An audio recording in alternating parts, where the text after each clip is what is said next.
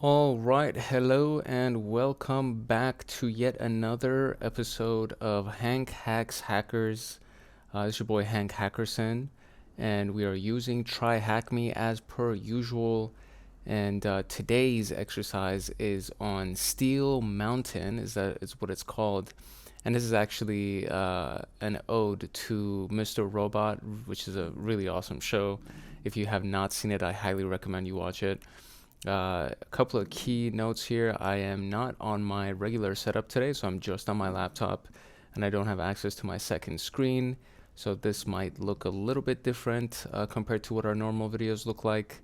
I am also, I don't know if you can hear the growling in the background, but my puppy's in the room today and she is kind of losing her mind a little bit. So hopefully the barking and the noise won't be too distracting, and I'll try to edit out whatever I possibly can to try to make it a little bit more easy to manage. And so some housekeeping rules or housekeeping notes, I guess. This obviously is being done on TryHackMe, so if you don't have your membership on TryHackMe, feel free to go ahead and register. There's a lot of great stuff with their free membership. Their paid membership is very inexpensive, and you can even use the link in the description to get yourself a discount of the free membership. Or excuse the discount of the free membership. That's hilarious. The discount of the paid membership, so you get a credit towards the paid membership. Which is already super affordable anyway, so it'll make it even more affordable. And then what you would get access to are these virtual machines. So the green button that we just pressed right here would give us the victim machine, and then the blue one that I pressed right here, which is loading on the right side right here, gives us access to our attack box, our attacking machine. And then when you have both of them initialized, you get to do some really fun hacking exercises. And so today's exercise is around Steel Mountain. And as you can see right here, I haven't completed any of these things, so we're going to be completing these things together, and it should be fun. It should be full of good information, and at the end of this we should be better hackers. So without further ado, I am going to first and foremost read through just these instructions just to get an idea of what we're going to be doing, and then we're gonna start making the moves, right? So here we go. In this room, you will enumerate a Windows machine, which for the most part we've been doing everything on Linux machines.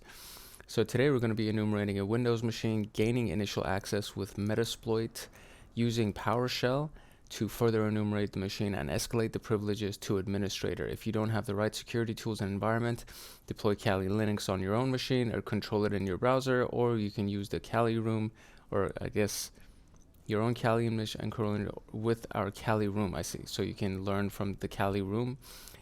This machine does not respond to ping, ICMP, and may take a few minutes to boot up. Okay, that's all good to know. That's if you're using your own Kali and if you're not using the attack box. So first we're going to deploy the machine and try to figure out who the employee of the month is.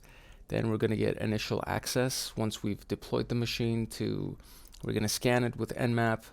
We're going to take a look at any other web server that's available, what file server is running, so we're going to get the name of that. What is this CVE? So the common vulnerability and exposure number to exploit this file server, which will probably be done through Google, and then use Metasploit to get an initial shell, which we'll do through the MSF console, and then privilege escalation, which is kind of the name of the game with everything. So now that you have initial shell on the Windows machine, as Bill, they always give some kind of answer away in the further instructions. So that's the other thing. It's like when you read all the instructions, you kind of get an idea of what your answers are supposed to be like, which is a part of reconnaissance, by the way. So even if it's not in a lab environment like this, if you're just doing actual research and reconnaissance on a target, when you're doing a regular pen test, if you just do really good reconnaissance, you'll get information like this without even having to run a single scan so far. So we're supposed to be gaining an initial shell on the Windows machine as Bill. That's what we're looking for. We can further enumerate the machine and escalate the privileges to root, which is administrator. With Windows machines, typically it's not root, it's administrator. Then once we got that, answer these. So enumerate the machine. We will use PowerShell script called power up that is That's purpose is to, let me zoom out a little bit. Typically it doesn't, there we go. That's purpose is to evaluate a Windows machine and determine any abnormalities. PowerUp aims to be a clearinghouse of common Windows privilege escalation vectors that rely on misconfigurations. You can download the script here. If you want to download it via the command line, be careful not to download the GitHub page instead of the raw script. You can use the upload command to metasploit to upload the script. And then to execute this using Meterpreter, I will type load PowerShell into Meterpreter. Then I will enter PowerShell by entering the PowerShell shell, and then we'll get all that. Then take close attention to the can restart option that is set to true. What is the name of the service which shows up as an unquoted service path vulnerability? Can restart option being true allows us to restart a service on the system.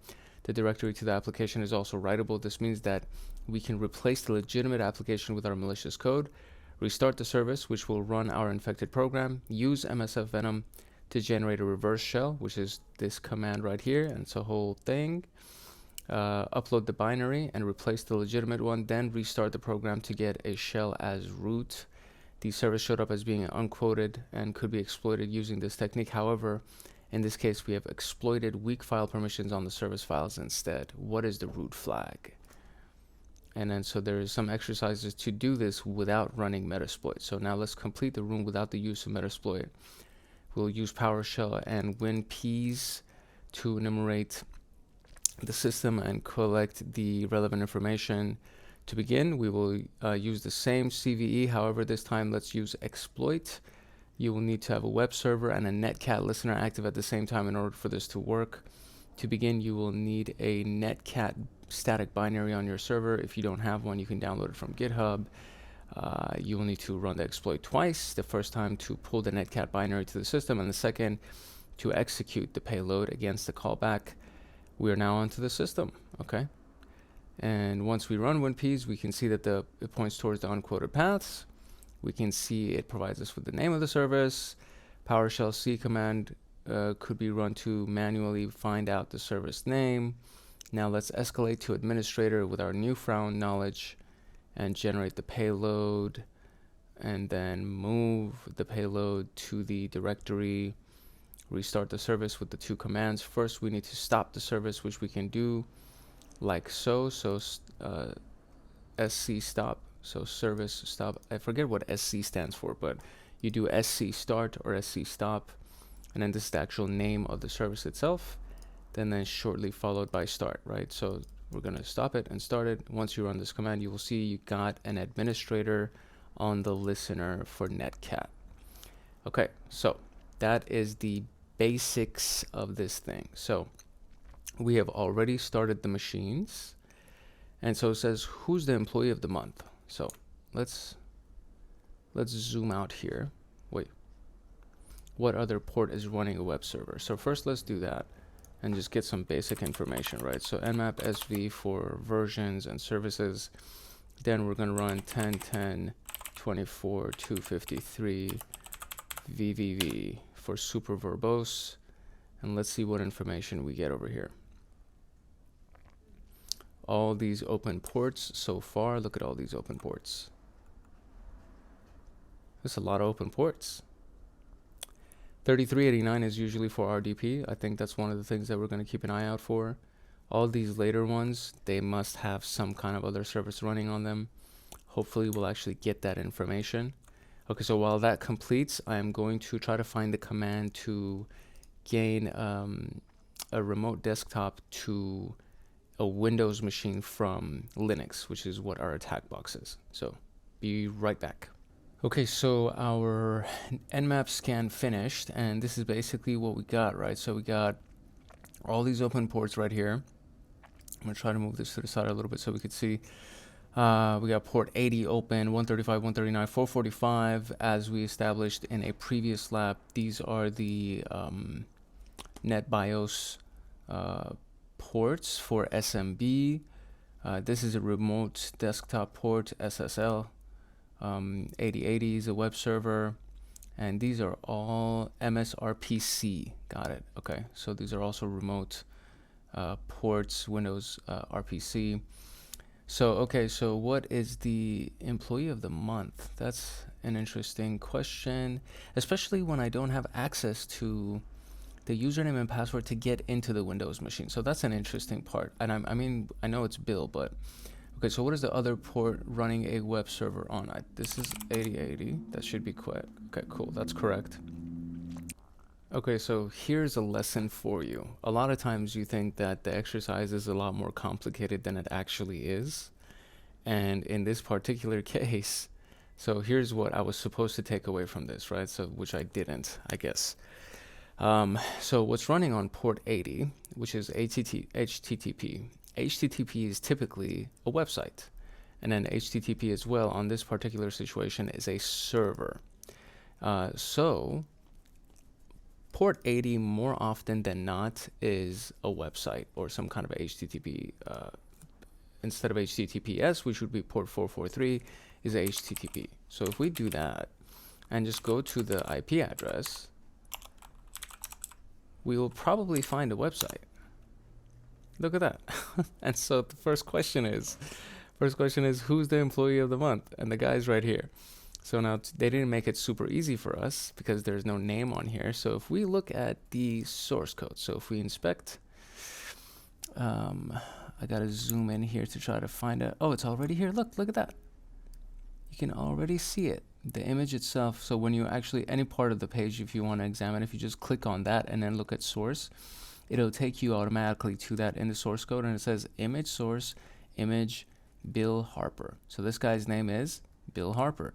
And I think he was literally, I think this was one of the characters that was inside the episode on Steel Mountain with Mr. Robot. So this is probably his name. And we already know from one of the later questions that he actually is the employee, because what did it say right here? It said we know that we got to get it as Bill, right? So, okay, so we got Bill Harper's information. So it says take a look at the other web server. What file server is running? Okay, so let's see what we can find with that. Since we don't have the web server name here, it does say HTTP file server. I feel like if this was maybe into 3 words is with a space in between, that would be it, but this requires 4 words. So let's see what's actually here. So if we go to port 8080 on this thing, so you do a colon 8080, press enter, this is the actual file server. Look at that. And then the information down here, it says HTTP file server. That's not the answer though, so if we click on that, it says the same thing. The name of the company is Rigetto. So maybe it's Rigetto HTTP file server. Let's try that, huh? Rigetto HTTP file server. Okay, there you go. Just like that. Again, sometimes I honestly overcomplicate the hell out of these labs, and the answer is like right in front of your face. So maybe it's like best practice to do the obvious things first versus the other one. So let's see. So what is the CVE number to exploit this? What do they tell us to use? They say to do exploitdb.com. I also want to try to use the exercise that we got from the last. I'm going to leave this open so actually it doesn't run away from me. I'll just open up a new terminal. There's something called SurfShark, which is available. So if we do SurfShark Rigetto, maybe? Let's do SurfShark Rigetto, see if anything comes up.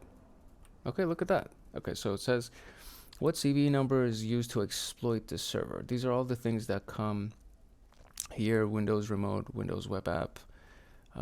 There's a bunch of different things that we could technically use, but how do I find the exploit number? That's what I want to know. And let's see if we can also get the version number here too. It was HTTP file server 2.3. So maybe that'll give us the answer real quick, which is 2.3. There's 2 of them. So remote authentication 2.3, Rigetto, but I need the, oh, let's see, it's at the end of it right here. And so what is the CVE number to exploit? No, I don't think that's the CVE number. Well, okay, we have this. I need to go to the actual website for what is it? ExploitDB. The exploit database. And there it is. And so we have that. So necessary cookies only, please. So what we're going to do is we're going to do Rigetto as a search. Okay, here we go. So this is the CVE number, and this is for version 2.3. So we're going to copy this and see if this is the right one. Okay, yeah, there you go. So we had the right idea. We were just using the wrong information. So learn from my mistakes, you guys.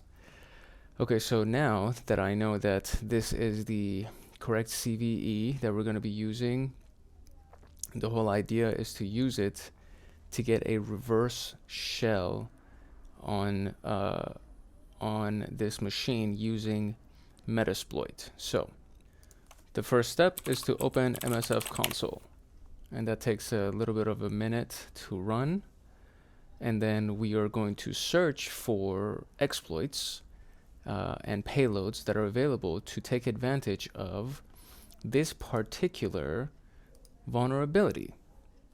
Okay, so we got Metasploit up, and it's as easy as doing the search command and then just typing the number of the vulnerability, which is 2014-6287. You press enter, it goes through databases, and it only brought up a single one. So let me actually kind of zoom in here so we could see what's going on the screen right here.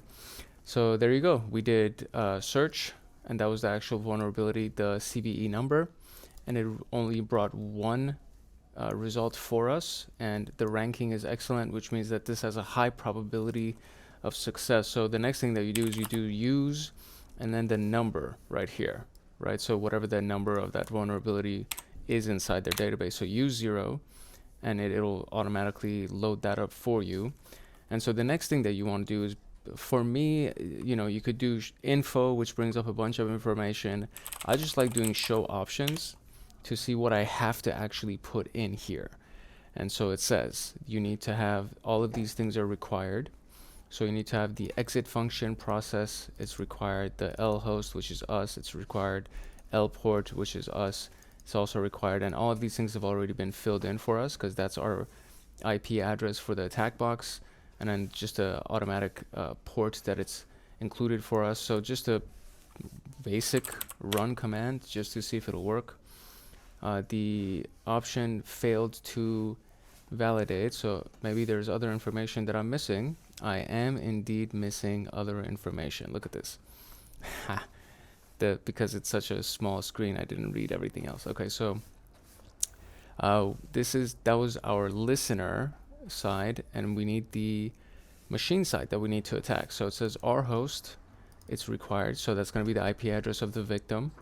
The port itself is already designated. The server port is already designated. SSL certificate is not required, so we'll see if it'll run. The target URI, it's already just giving us the root, the basic path of the entire machine. So the only thing that we really have to designate here is the rhosts variable, or the rhost parameter. So what I'm going to do is I'm going to go and actually get that, which is this IP address. And then we're going to come back down here, and we're going to do set our hosts to this IP address. Press enter, and it says our host is now equal to that. So let's try it one more time. Run. Okay, so this didn't work on the current the default port that it assigned. So I'm going to change the ports to the actual port of the web server that we had previously, because we were running Rigetto or whatever it is. They're running it on port 8080, and the port that it has assigned to it was port 80, which was the basic port. Okay, yeah, just to kind of as a reminder also show you right here, our port, it was standard default set to port 80, and we just need to make sure that it's on port 8080 because that's where the server is running, the Rigetto server is running. So we're just going to make sure we set that down. And so we got set our port to 8080, and then we had set our host set to the actual victim machine. And so let's run it, see this time if it actually goes through all the way.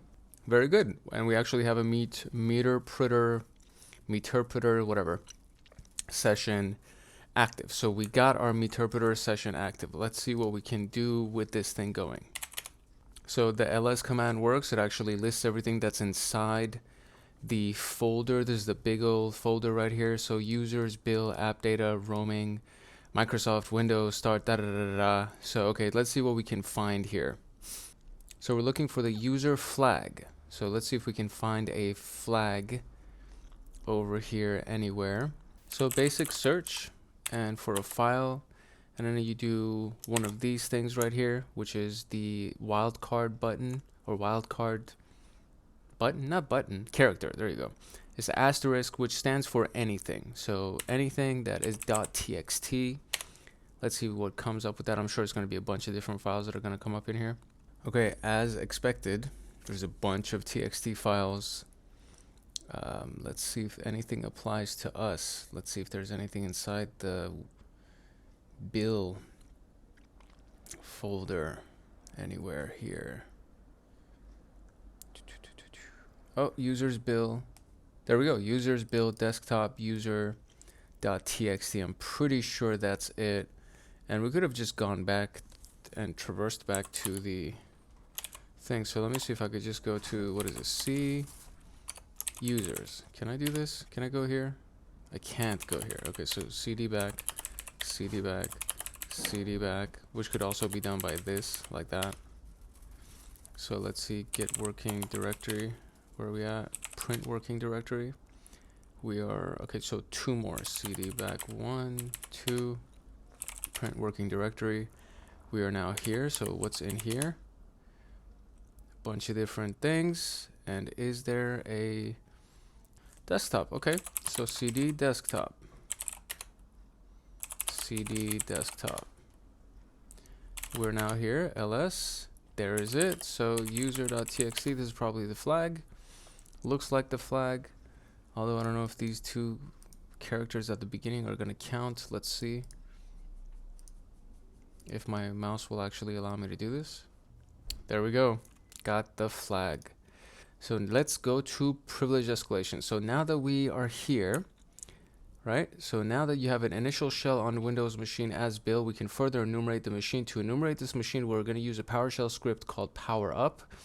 That's purpose is to evaluate a Windows machine and determine any abnormalities. PowerUp aims to be a clearinghouse of common Windows privilege escalation vectors that only rely on misconfigurations. You can download the script here if you want to download it via the command line.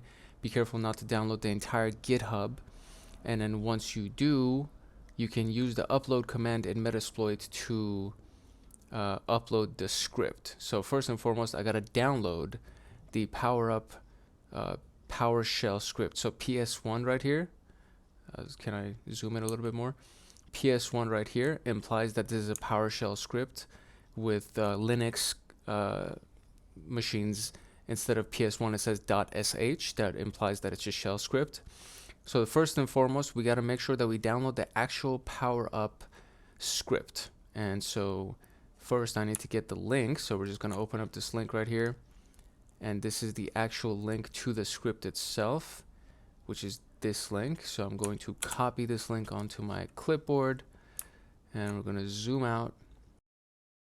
Okay, so here's what we have learned. We have learned that we, again, had the right commands. It's just kind of got to make a little bit of a pivot to make it work in this context. So first, we got to do wget on our attack box, and then use wget to download the script onto the attack box, which works perfectly fine.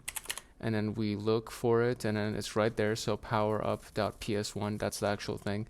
So now I need the print working directory, which is our root folder, to be able to find out where this thing is actually sitting. So it's /root /powerup.ps1. So that's what the local path is for that script. So now I can go onto Meterpreter and do that. So I could do upload root powerup.ps1 like that. And that actually works, right? So now that we have that, I could do ls, and look, it's literally right there. So we're going to do load PowerShell, loading extension PowerShell. Okay, it successfully loaded the extension of PowerShell. And then we're going to run the PowerShell_shell command to actually get a shell. There it is.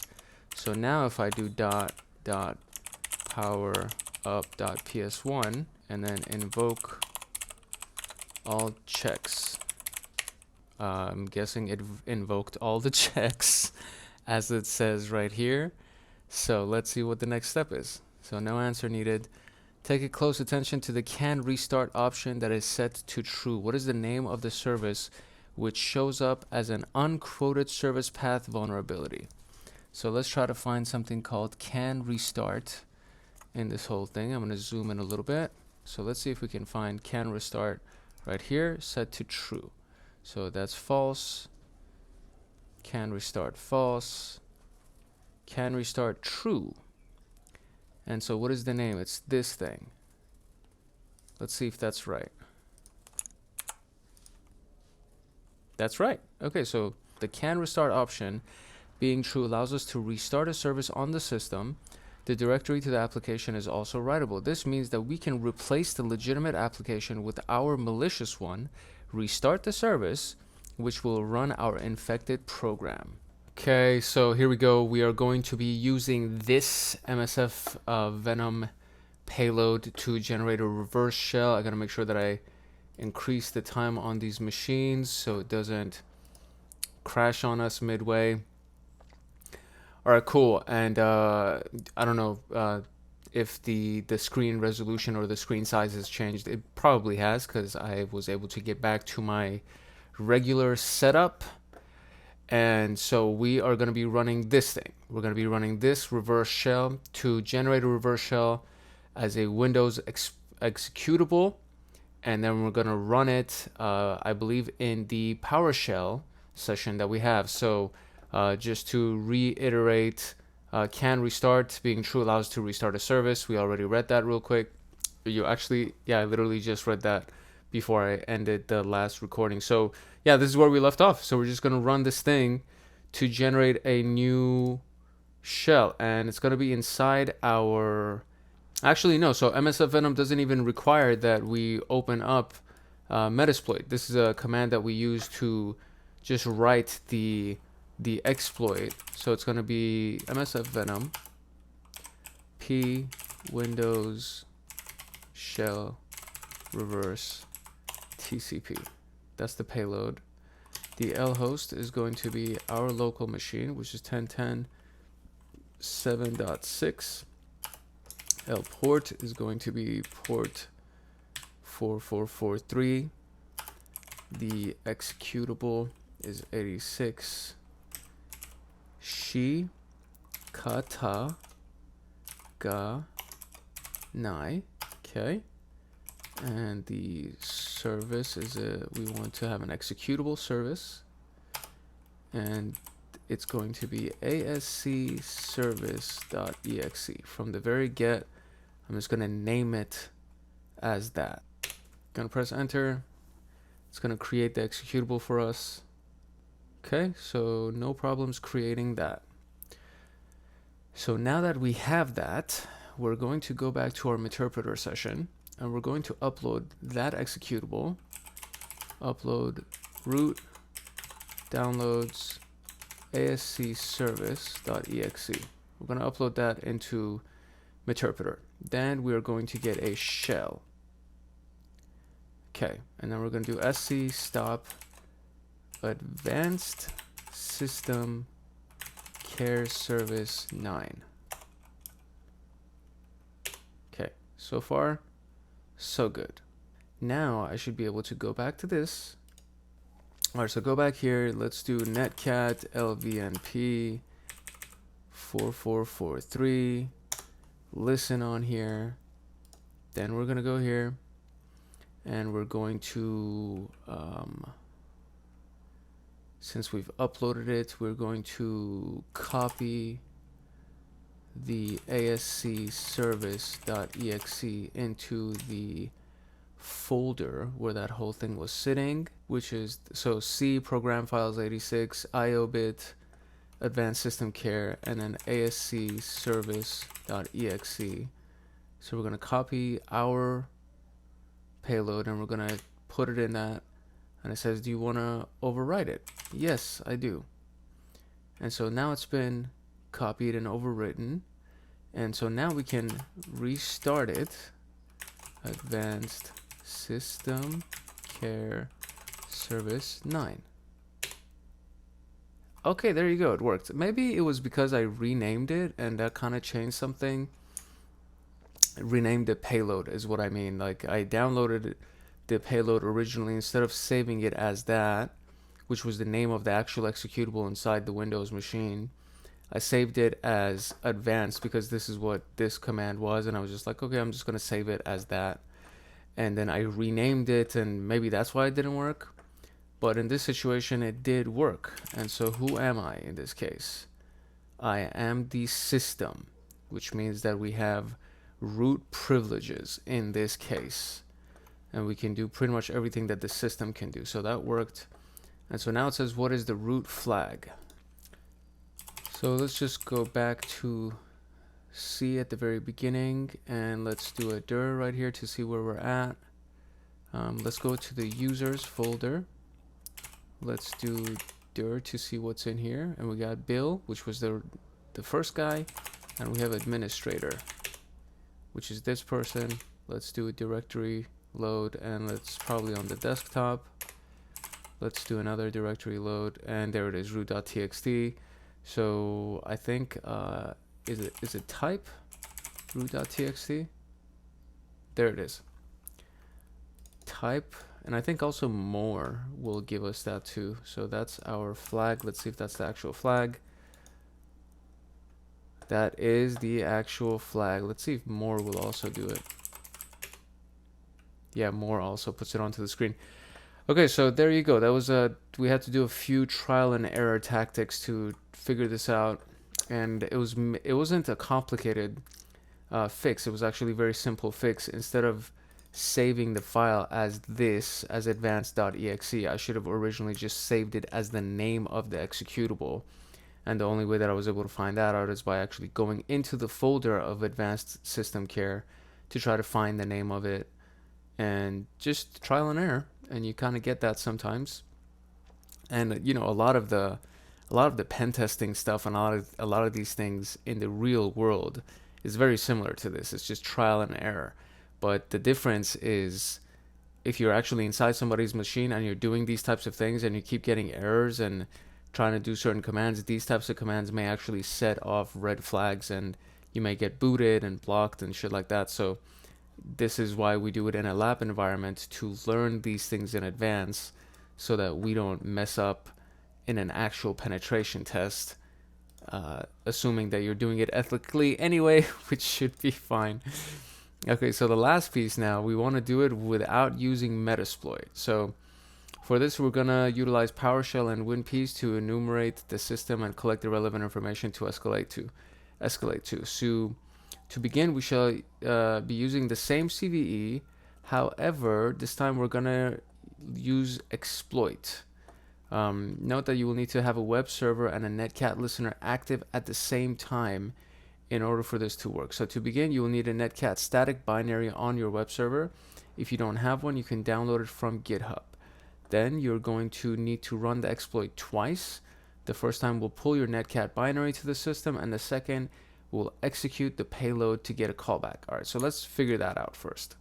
Okay, so for the same remote Rigetto file execution exploit, we're going to use this Python script right here. So I'm gonna go ahead and copy this full script,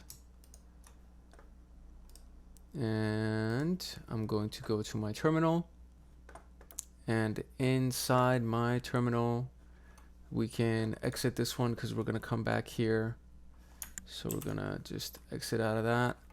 I'm going to do nano, and we're gonna do exploit.py. We're gonna save it. Okay, very good. Control O to save, and then Control X to get out. Okay, so we have our exploit.py, and so from here we need to do what exactly? We need to run the exploit twice. So we can download the binary, run the exploit twice. The first time we'll put our netcat binary onto the system. The second we'll execute. I think, you know what? I think I need to actually update this real quick because there is something missing here. I need to change the IP address. Yeah, I gotta change this IP address and the port.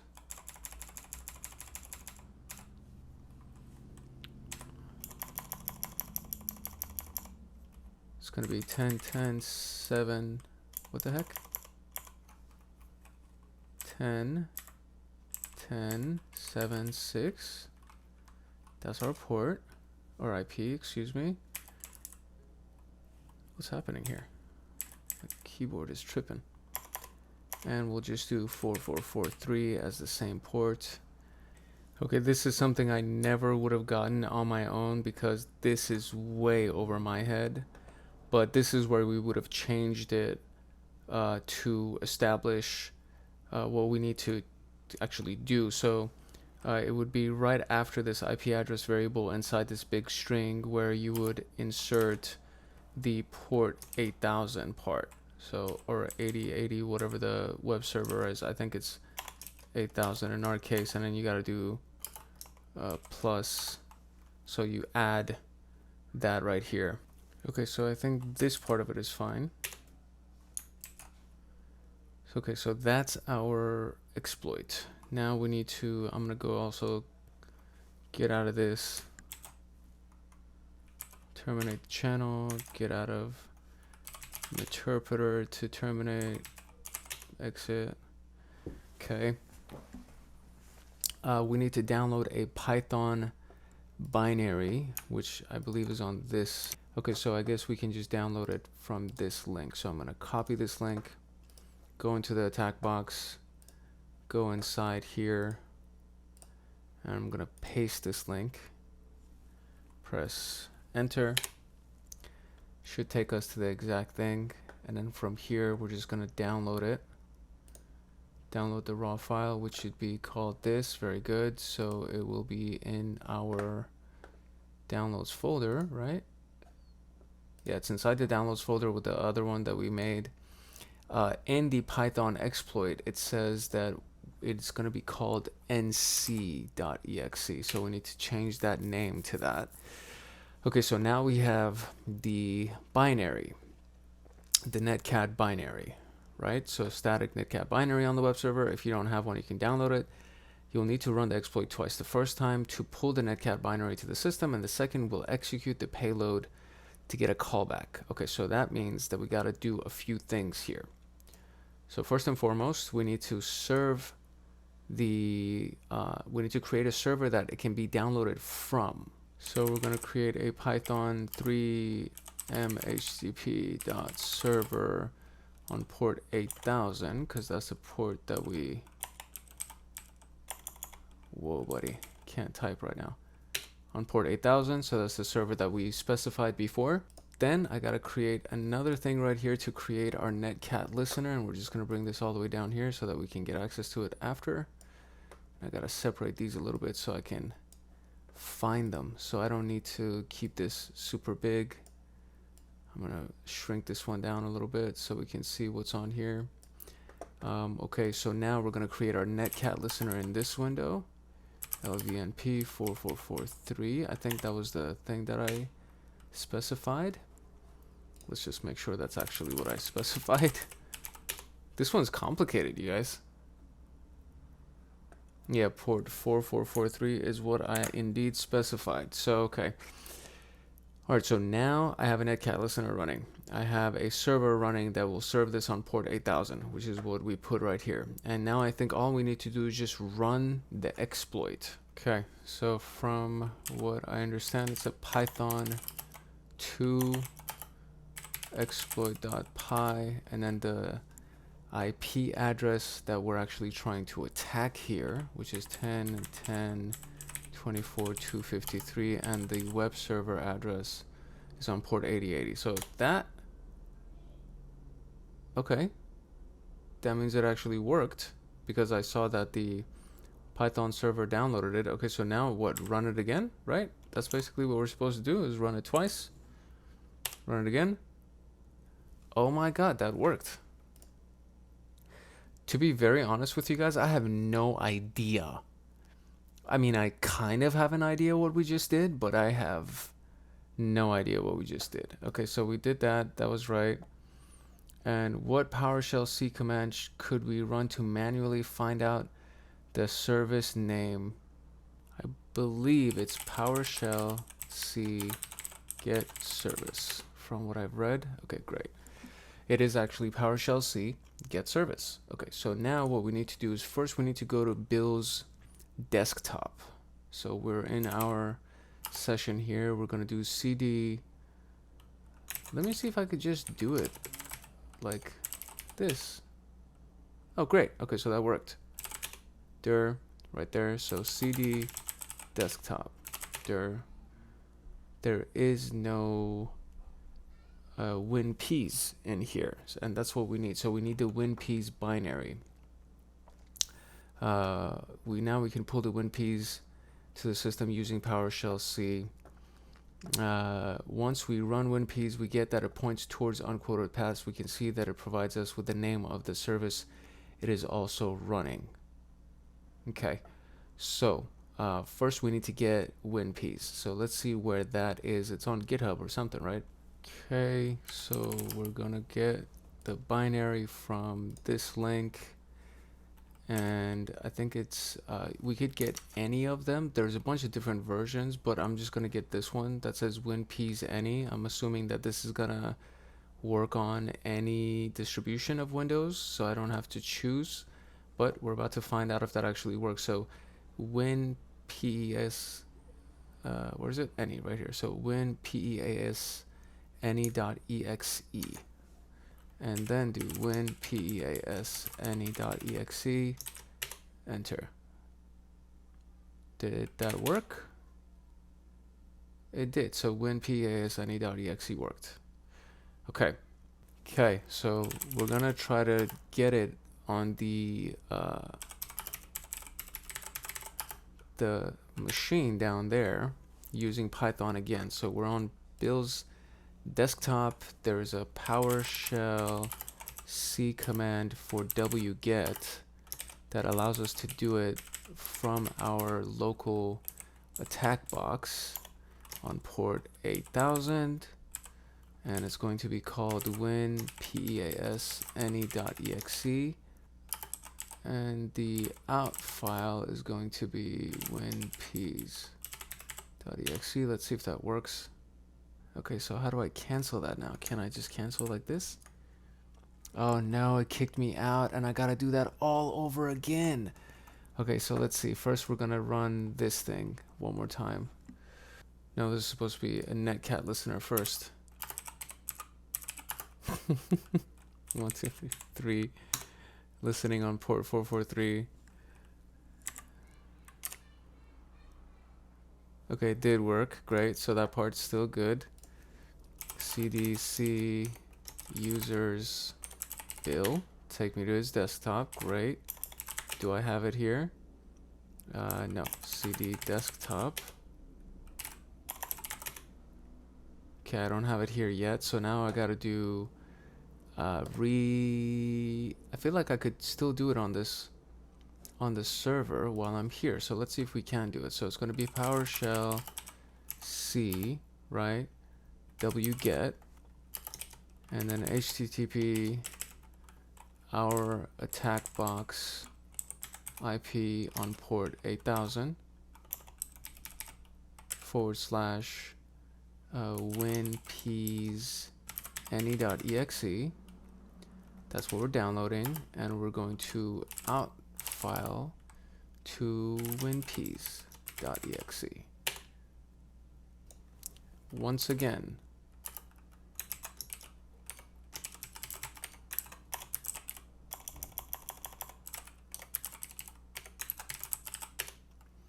okay, we are in his desktop. Still has not worked. So let me see if I'm doing this wrong. Maybe, I don't know. This is, at this point, I'm just trying to do troubleshooting. 6 on port 8000 and /winpeas any.exe. That's the name of the file. It's gonna go to out file winpeas.exe. Okay, let's do what the documentation says, which is to restart the server. Okay, restarting the server. Port 8000. Then we're gonna go to Homeboy's desktop.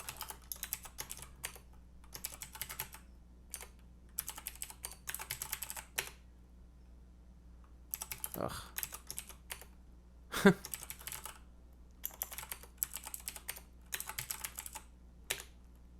Okay. Still nothing in here, so let's see.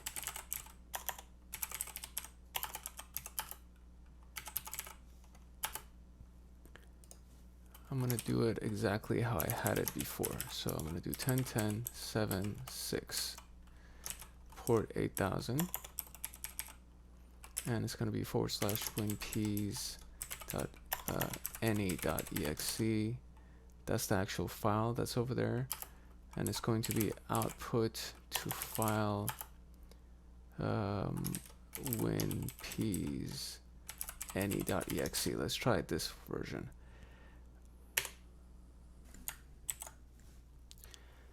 Okay, so I could not let this go because I almost ended the recording because I thought that it was gonna I really was just gonna give up, honestly, but I can't let it go, and it needs to be one of those things that I have to complete because I'm weird as hell like that. So the first thing that we're gonna do, hopefully this works, because if it doesn't, then I am at a total loss. So it's supposed to be on the listener ports, which we originally had, so all of this should work fine, though this is not the issue. The issue, there you go, so we got this. So this far we've gotten. The issue is not this. The issue is, I think I was using the wrong command to download to PowerShell. And so based on some documentation, previously I was using PowerShell cwget, which is what you see over here. And this didn't work any time that I did it. So what I'm gonna run now is what I think the proper thing is, which is invoke web request is what I'm supposed to run. And so the URL is gonna be the same that we used before, which is our attack box URL with the port of 8000. That's what the port that we're using. This is the file that we're trying to download. So that's one thing that I think I was not doing right. And then the output command is supposed to have a capital O, I think. And so let's see if this actually works, because if it does, then that would be awesome. If not, I am fresh out of ideas and I will end this recording. So here we go. No freaking way, it actually worked. Yeah, this entire, oh no, it didn't work. Wait. Hold on, but at least it finished, so I think there was something that I did that was right. So let's see, hold on. It didn't freeze on me. That's very important. It's very important that it didn't freeze. So maybe it's because I needed to end this server and then start a new server. Maybe that's the issue. Okay, there's a new server being served, and let's try this one more time. So invoke web request URI HTTP 10.10.7.6 port 8000 winpeas any.exe, which is where exactly it is, right? That's exactly where it is. It's in the root folder of winpeas any.exe. It literally should be exactly where it is. And then out file should be I'll even do this winpeas any.exe. It's still not here. What am I doing wrong? gosh, this is pissing me off now. I am so annoyed right now. Okay, fine. Maybe I need to put root or some shit. I'm so annoyed right now. Invoke web request URI HTTP 10.10.7. Come on, you bastard. 7.6 on port 8000. WinPs. Of course, this is gonna. I swear, if it ends because of that, I'm gonna be so pissed, dude. Come on, what are you doing? Backspace. Before we run out of time.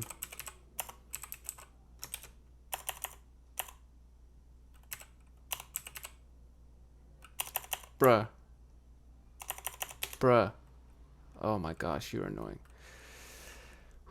Invoke web request URI HTTP 10.10.7.6 on port 8000 WinPs any.exe. Close that. Out file is going to be on WinPs any.exe. There's nothing with this wrong that's with this command. I am doing exactly what I'm supposed to be doing.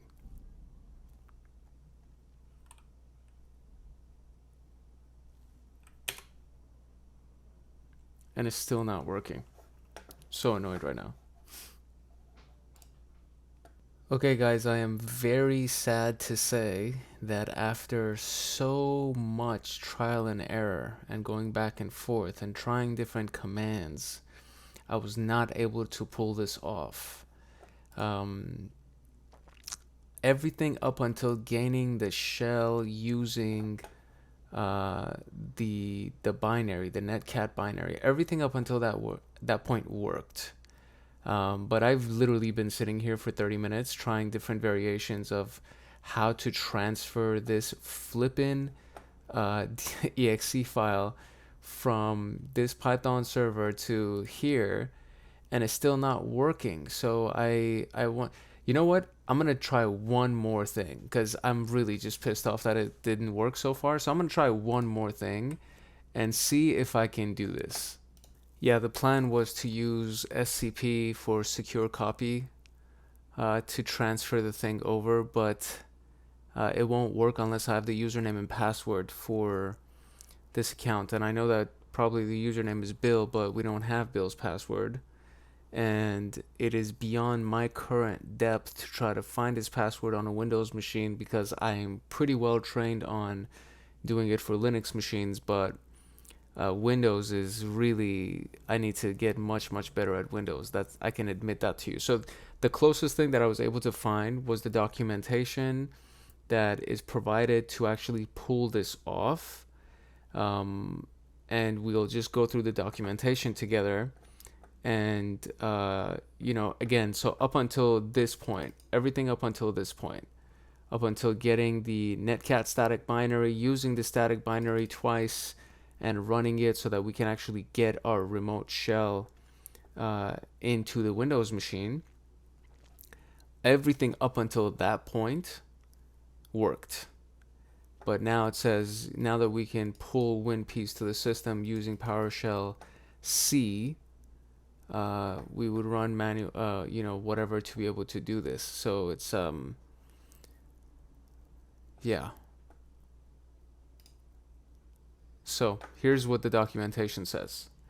So up until this point, this is what they tell us, right? So it says, same thing. Congratulations, we're on the system now. Now we can pull WinPs doing this. Download the WinPs binary from this situation and host a Python server once more. Change the directory to Bill's desktop. Then we can execute the following command on the PowerShell shell. So which is, you know, PowerShell C wget. And this is what I was trying for a long time, to basically use PowerShell's command wget from the attacker IP, which is where our attacker machine is on the port 8000. This is the file, and then we're going to get out file to the local machine that we're on. So this is what it would supposedly look like. You would cd onto the desktop for Bill, and then use PowerShell C wget HTTP, whatever the IP address is on port 8000. That's the file. The out file is going to be this thing.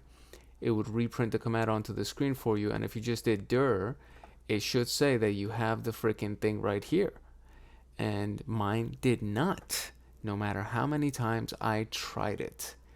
And then once, if it does download, you run winpeas.exe, and then it does what it does, and it'll kind of tell you certain things. And it says check if you can overwrite some service binary or perform a DLL hijacking. Also check for unquoted paths based on that escalation services information. And then so it gives you advanced system care service, which was the same thing that we exploited using metasploit, and it's currently running. No quote or space detected. File permissions is Bill, that has writable and create file permission on that. DLL hijacking, binary folder, yada yada yada, advanced system care service, right? That's basically the information that we found with metasploit. So same vulnerability. Now the PowerShell command, we already found this one because that was just some basic Googling. Now it says escalate to admin with newfound knowledge, generate your payload using MSF Venom and pull it to the system using PowerShell. I could do this because this was the part that wasn't difficult to run because we already did this before. The part that I was annoyed with, that I spent over an hour on, was trying to transfer that freaking WinPeas vulnerability thing to the machine. And it didn't work. And yeah, now it's just very obnoxious and very annoying. And I'm super annoyed right now, but I have to end the recording because I need to go. I can't spend my entire life trying to get this damn answer, and hesitant, like just super hesitant to press complete on this because I know that I wasn't able to get that one information, but I did the research and I did everything else that I possibly could to actually pull this off. So I'm pressing complete. If you have an answer to this, please put the answers inside the comments, or put a link to the answer inside, something that we can get to figure this out, because I'm so annoyed that I wasn't able to find this, and I really, really want to know what the hell happened here. So with that being said, Hank Hackerson at Hank Hacks Hackers. This was TryHackMe, the Steel Mountain module. Like, subscribe, share, comment, turn on the bell, all that stuff. You could hear it in my voice that I'm annoyed. So that's basically it. That's where we are, and we are done with this whole thing, with this entire path. So yeah, peace. I'll see you guys in the next one.